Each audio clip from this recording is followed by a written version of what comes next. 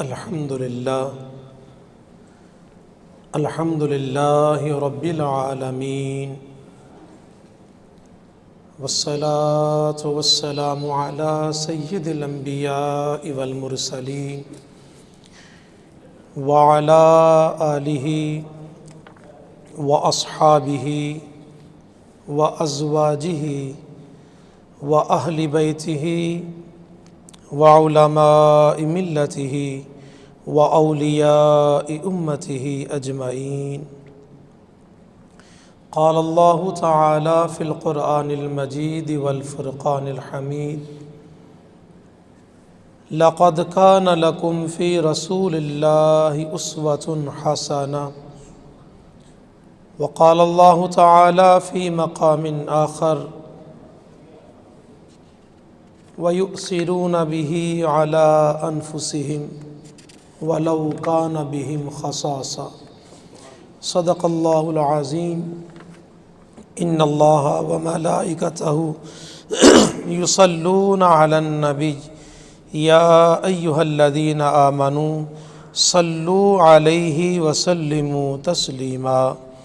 محبت، ذوق، شوق، الفت اور چاہت کے ساتھ مل کر با آواز بلند پڑھیے: الصلاۃ والسلام علیک یا سیدی یا رسول اللہ وعلی آلک واصحابک یا سیدی یا حبیب اللہ. الصلاۃ والسلام علیک یا سیدی یا رحمۃ للعالمین وعلی آلک واصحابک یا سیدی یا خاتم النبیین. بلغ العلا بکمالہ کشف الدجا بجمالہ حسنت جمیع خصالہ صلو علیہ وآلہ. یا صاحب الجمال و یا سید البشر من وجہک المنیر لقد نور القمر لا يمکن الثناء کما کان حقہ بعد از خدا. بزرگ توئی قصہ مختصر. مولاي صلی وسلم دائما ابدا علی حبیبک خیر الخلق کلہم محمد سید الکونین والثقلین والفریقین من عرب ومن عجم. یا رب بالمصطفى بلغ مقاصدنا واغفر لنا ما مضى یا واسع الکرم. نہایت ہی واجب الاحترام حاضرین و سامعین، رب کائنات، خالق ارض و سما، مالک کائنات کا بے حد و حساب شکر ہے کہ اللہ تعالیٰ نے زندگی میں ایک مرتبہ پھر جمعۃ المبارک کی بابرکت گھڑیاں، پر نور ساعتیں، پر کیف لمحات ہم سب کو نصیب فرمائے. عزیزان گرامی، جمعۃ المبارک میں ہماری ہونے والی گفتگو آپ سبھی کے علم میں ہے کہ سیرت النبی صلی اللہ علیہ وسلم کے مختلف پہلو، مختلف جہتوں پر ہر جمعۃ المبارک کو ہم لب کشائی کرنے کی کوشش کرتے ہیں. آج بھی جمعۃ المبارک کی اس گفتگو میں جو ہم نے الفاظ سننے اور سنانے ہیں، جو باتیں ہم نے کرنی ہیں، ان کو ہر جمعۃ المبارک کی طرح ایک بار پچھلے جمعۃ المبارک کی گفتگو کے ساتھ جوڑنے کی کوشش کرتے ہیں. پچھلے جمعۃ المبارک میں ہماری گفتگو تھی کہ حضور سید الانبیاء تاجدار عرب و عجم صلی اللہ علیہ وسلم نے اپنے غلاموں کو، اپنی امتیوں کو والدین کے ساتھ کس انداز میں برتاؤ کرنے کا حکم دیا، اور حضور علیہ الصلوۃ نے کس محبت کے انداز کو اپنا کر اپنے ماں باپ کی خدمت کرنے کا حکم اپنی امت کو ارشاد فرمایا. ان باتوں کو ہم نے پڑھا اور سنا۔ دین اسلام، حضور علیہ الصلوۃ والسلام کی زندگی مبارک، حضور علیہ السلام کے شب و روز، لیل و نہار، یہ امت کے لیے ہر لمحہ مشعل راہ ہے۔ حضور علیہ الصلوۃ والسلام نے عبادات کے ساتھ ساتھ حقوق کا جو درس امت کو دیا، وہ درس اگر آج امت اپنے آپ کے اوپر اس کو لاگو کر لے، حضور علیہ السلام نے جو تعلیمات اس امت کو دی تھی، ان تعلیمات کو اگر یہ امت آج ان پر عمل کر کے زندگی گزارنے کی کوشش کرے تو یقین کریں آج ہی ایک بہترین معاشرہ ہمارے سامنے موجود ہو سکتا ہے۔ معاشرے کا بگاڑ، معاشرے کا طرح طرح کی برائیوں میں پھنس جانا، معاشرے کے اندر امن و سکون کا آہستہ آہستہ ختم ہوتے جانا، اس سارے کے سارے کی بنیادی وجہ صرف اور صرف حضور علیہ السلام کی تعلیمات سے دوری ہے۔ حضور نبی کریم علیہ السلام نے ایک مسلمان کو، ایک غلام کو، ایک امتی کو زندگی گزارنے کے لیے جو طریقہ بتایا، جو تعلیمات دیں، جو احکامات صادر فرمائے، آج اگر ان احکامات کو، ان تعلیمات کو، حضور علیہ السلام کے ان ارشادات عالیہ کو ہر غلام اپنی زندگی کا حصہ بنانے کی کوشش کرے تو زندگی میں کوئی شعبہ ایسا نہیں ہے، کوئی فیلڈ ایسی نہیں ہے، امتی کا اٹھنے والا کوئی قدم ایسا نہیں ہے جس قدم کے لیے حضور کی رہنمائی موجود نہ ہو۔ ہر فیلڈ کے اندر موجود ہے۔ کوئی تعلیم حاصل کر رہا ہے، اس کے لیے بھی تعلیمات موجود ہیں، تعلیم کیسے حاصل کرنی ہے، تعلیم کون سی حاصل کرنی ہے، کس تعلیم کے کس طرح فائدے ہوتے ہیں۔ کوئی کاروبار کر رہا ہے، اس کے لیے بھی تعلیمات مصطفیٰ موجود ہیں۔ کوئی نماز، روزہ، حج، زکوٰۃ کے لیے اپنی زندگی کو، اس نے ان چیزوں کو اپنی زندگی کا مشن بنا رکھا ہے، اس کے لیے بھی تعلیمات کے لیے کتابیں بری پڑی ہیں۔ اور کوئی حقوق العباد کی طرف اپنا رجحان بڑھاتا ہے، اپنے والدین کی خدمت کرنا چاہتا ہے، بہن بھائیوں کے ساتھ حسن سلوک کرنا چاہتا ہے، اپنے ہمسایوں کا، عزیز رشتہ داروں کا خیال رکھتے ہوئے زندگی گزارنے کی کوشش کرنا چاہتا ہے، تو اس کے لیے بھی تعلیمات امت کے بہت سارے اوراق ہمارے سامنے موجود ہیں۔ اور آج کا موضوع حضور علیہ الصلوۃ والسلام نے حقوق العباد میں اپنے اعزاء و اقارب کے ساتھ جو برتاؤ کیا، اس کے اوپر انشاءاللہ ہم نے گفتگو کرنی ہے۔ پچھلے جمعۃ المبارک میں والدین سے حسن سلوک کی بات چلی، اور ایک انسان کے حقوق العباد میں سب سے پہلا نام وہ عزیز رشتہ داروں میں، دوست احباب میں، قریبیوں میں، دوریوں میں سب سے زیادہ پہلے والدین کا آتا ہے۔ اس لیے ہم نے حقوق العباد میں جب بات شروع کی تو سب سے پہلے ہم نے والدین کے موضوع پر کچھ الفاظ آپ کے سامنے رکھے۔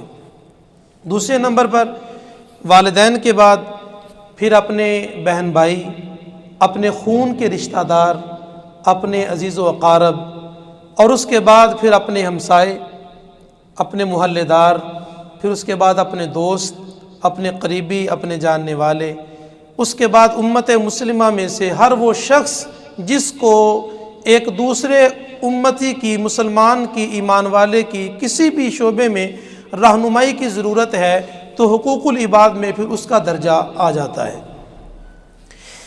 اللہ ماشاء اللہ مسئلہ یہ ہوا کہ آج ہمارے وہ خون کے رشتے، وہ ہمارے حقیقی رشتے بھی اس دنیا کے سٹیٹس کی نظر ہو گئے۔ ہم نے اپنے خون کے رشتہ داروں کو، اپنے خون کے تعلقات کو پیچھے کیا اور اپنے دنیاوی سٹیٹس کو فرسٹ پہ کر لیا، اس کو آگے کر لیا۔ اب ہم کسی سے بھی تعلق نبھانے سے پہلے اس کا دنیاوی سٹیٹس دیکھتے ہیں۔ اگر میرے پاس اچھا گھر ہے، اچھا بزنس ہے، اچھی گاڑی ہے، اور آپ میں سے کسی کے پاس بھی اچھا گھر ہے، اچھی گاڑی ہے، اچھا بزنس ہے، تو میرے اور آپ کے درمیان محبت کا ایک مضبوط رشتہ قائم ہونے میں زیادہ دیر نہیں لگے گی۔ بڑی جلدی ہم ایک دوسرے کے قریب ہو جائیں گے، بڑی جلدی ایک دوسرے کی غمی خوشی میں ہم شرکت کرنا شروع کر دیں گے۔ آپ چاہے اے بلاک میں ہوں، میں سی بلاک میں ہوں، تو تب بھی ایک دوسرے کے ساتھ تعلق ہمارا بڑی آسانی سے بن جائے گا اگر سٹیٹس دونوں کا دنیاوی طور پر برابر ہے۔ لیکن اگر میرے پاس گاڑی بھی ہے، اچھا مکان بھی ہے، اچھا بزنس بھی ہے، بینک بیلنس بھی ہے، اور آپ کے پاس یہ چیزیں نہیں ہیں، تو پھر میرے اور آپ کے درمیان تعلق بننے میں بڑی دیر لگے گی، اور ہو سکتا ہے بنے ہی نہ، ہو سکتا ہے بن ہی نہ سکے۔ بڑے بڑے قریبی رشتے، بڑے بڑے حقیقی رشتے اور خون کے رشتے بھی آج دنیا کے اسٹیٹس کی نظر ہو گئے۔ ہم نے دنیا کو فرنٹ پہ کر لیا اور باقی تمام رشتہ داریوں کو اپنے کمر کے پیچھے کر دیا۔ اور بعض دفعہ کمزور آدمی، دنیاوی اعتبار سے ماڑا بندہ، کسی تگڑے بندے کو 2-4 بار آتے جاتے سلام کر دے نا، تو تگڑا بندہ ویسے ہی پریشان ہو جاتا ہے کہیں اس کو مجھ سے کوئی کام ہی نہ ہو۔ یہ جو مجھے آتے جاتے سلام کرتا ہے نا، بار بار ملتا ہے، تو لگتا ہے کہ اس کو مجھ سے کوئی کام پڑنے والا ہے۔ اس کی وجہ یہ ہے کہ وہ ہمارا سٹیٹس نہیں ہے، وہ جو ہمیں سلام کر رہا ہے نا، ہم اس سے تعلق رکھنا نہیں چاہتے، ہم اپنی خوشی غمی میں اس کی شراکت داری کو پسند ہی نہیں کرتے۔ مسئلہ یہ بن گیا ہے۔ تو آج کے اس جمعۃ المبارک میں حضور علیہ الصلوۃ والسلام نے اپنے مسلمان بھائیوں کے ساتھ اور حقیقی بہن بھائیوں کے ساتھ ہمیں جو تعلیمات عطا فرمائی ہیں، اس میں سے 2-4 لفظ میں نے آپ کے سامنے رکھنے ہیں۔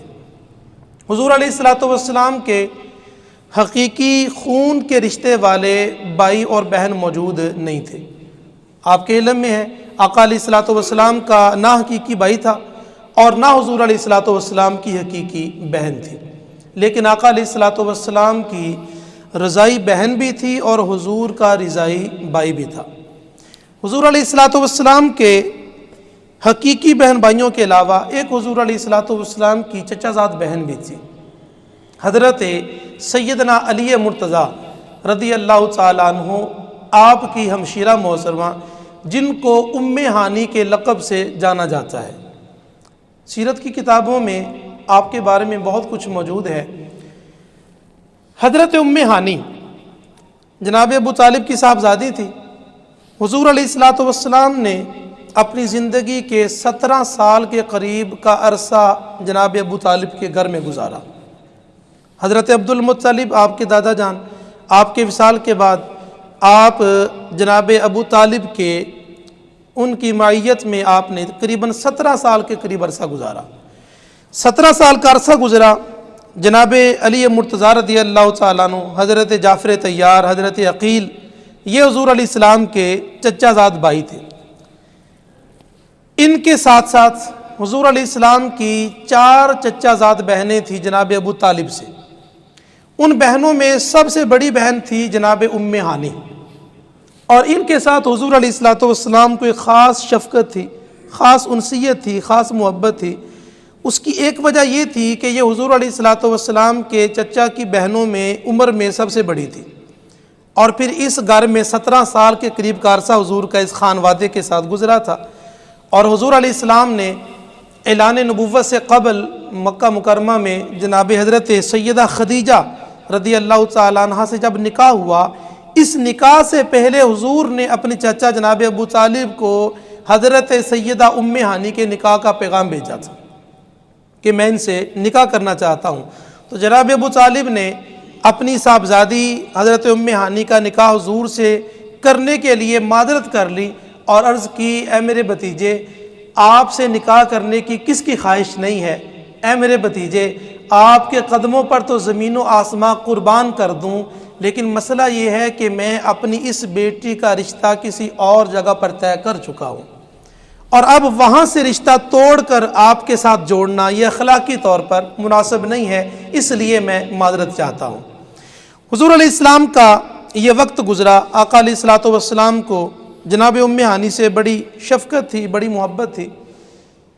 چچا زاد بہن تھی، سگی بہن تھی نہیں حضور کی۔ حضور علیہ السلام نے مکہ مکرمہ میں وقت گزارا۔ حضور چلے گئے مدینہ منورہ۔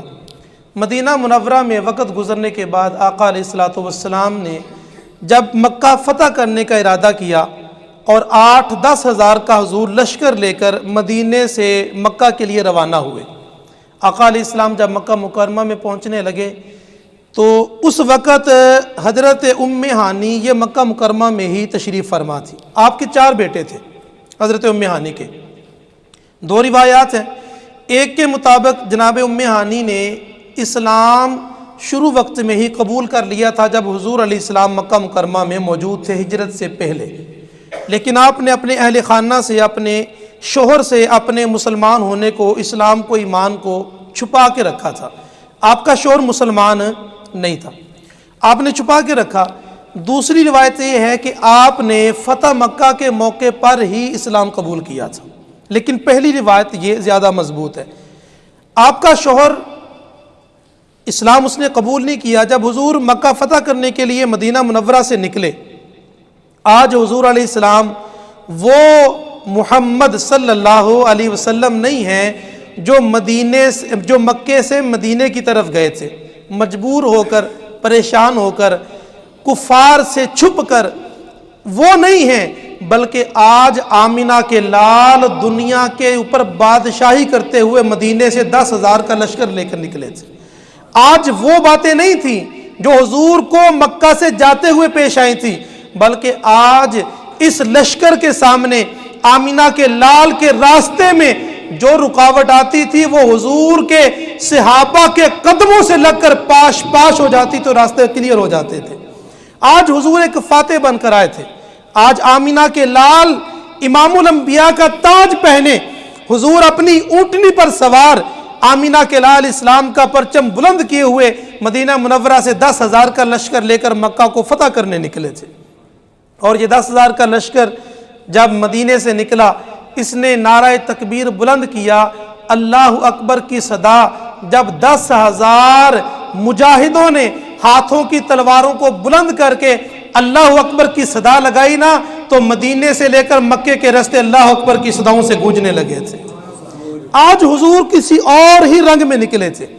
حضور علیہ السلام نکلے، مکہ مکرمہ میں پہنچے. جب قریب پہنچے نا، حضور علیہ السلام سواری پر تشریف فرما ہے، مکہ کے شہر میں داخل ہوئے. ادھر جناب ام ہانی، آپ کی چچا زاد بہن، آپ کے بیٹے چھوٹے بھی تھے، 2 بڑے بھی تھے، وہ آپ کے پاس بیٹھے ہوئے تھے.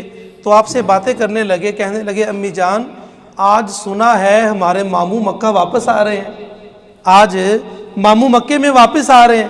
فرمایا ہاں آ رہے ہیں. کہنے لگے آج ماموں ہمارے بھی گھر آئیں گے، آج ہمارے بھی گھر تشریف لائیں گے.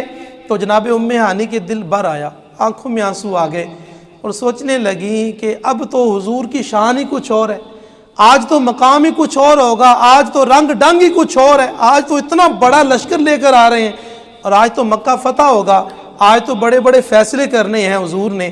تو آج تو حضور کو فیصلے کرنے کے لیے مکہ میں کوئی بہت بڑی حویلی چاہیے، حضور کو بہت بڑا میدان چاہیے، بہت بڑی کرسی لگے گی، ممبر لگے گا اور وہاں پر قریش کے سرداروں کے فیصلے کیے جائیں گے. آج حضور بلا کہاں فرصت ملے گی حضور کو میرے چھوٹے سے اس گھر میں تشریف لانے کے لیے. ابھی یہ باتیں چل رہی تھی، کہاں وقت ملے گا. کبھی کبھی سوچتی ہیں نا بہنیں کہ بھائی تو بڑا ہو گیا ہے، بزنس مین بن گیا ہے، اب ہمارے علاقے میں آیا بھی تو شاید وقت نہ ملے ملنے کے لیے، ہو سکتا ہے بازار سے واپس چلا جائے، ہو سکتا ہے کہ نہ ملاقات ہو سکے. یہ کمزور دنیا کے اعتبار سے بہنیں اپنے امیر بھائیوں کے بارے میں ایسے خیالات کا اظہار کرتی ہیں بعض دفعہ. تو حضرت ام ہانی بھی سوچنے لگی، کہنے لگی بیٹا پتہ نہیں میں اس میں کیا کہہ سکتی ہوں. دل بھی بھر آیا اور آنکھوں میں آنسو بھی آ گئے. اسی دوران دروازے پر دستک ہوئی. تو آپ چونکہ دل بھرا ہوا تھا تو آپ نے نا غصے کے انداز میں زوردار آواز سے بولا، فرمایا کون ہے دروازے پر؟ جب اتنا کہا نا تو دروازے کے اس پار سے بڑی دھیمی سی میٹھی سی آواز آئی. فرمایا ام ہانی میں تمہارا بھائی محمد ملنے آیا ہوں، محمد آیا ہوں. آپ نے دروازہ کھولا، حضور تشریف لائے. آقا علیہ الصلوۃ والسلام مکہ فتح کرنے آئے، مکہ بعد میں فتح کیا، پہلے اپنی چچا زاد بہن ام ہانی کے گھر میں تشریف لے کر گئے. حضور وہاں پہنچے، حضور نے وہاں جا کر غسل کیا، حضور علیہ السلام نے وہاں جا کر کھانا کھایا.